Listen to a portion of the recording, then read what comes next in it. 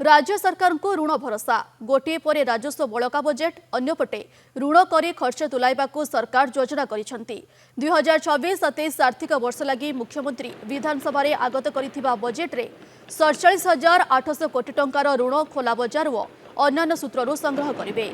यह मुख्यमंत्री आसंता आर्थिक वर्ष लगी 3,10,000 कोटी टंकार बजेट आगत करिसेंती। गत वर्ष तुलन में यह 6.9% वृद्धि घटी, जो राज्य उत्पादर नामक मात्र अभिवृद्धि हार 12% रहिबा नै आकलन करा जायछि।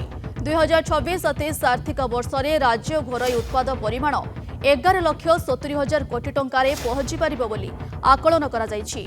वित्तीय नियंट 3.5% रहिबो, राजस्व बलका 3% रहिबो बोली आकलन करा जायछि।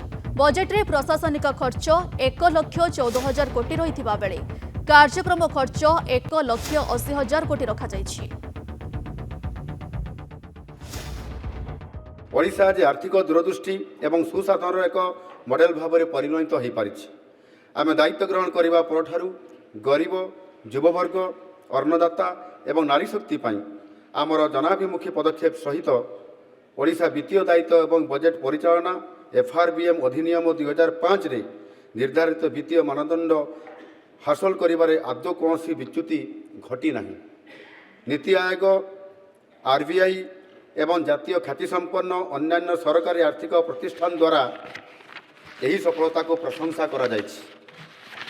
राज्य अर्थनीतिर सुपरिचालना जोगु आम राज्यर मोट घरोई उत्पाद GSDP आर्थिक वर्ष 2025-26 रे 7.9% हारे वृद्धि पाइबार आकलन करा जायछि।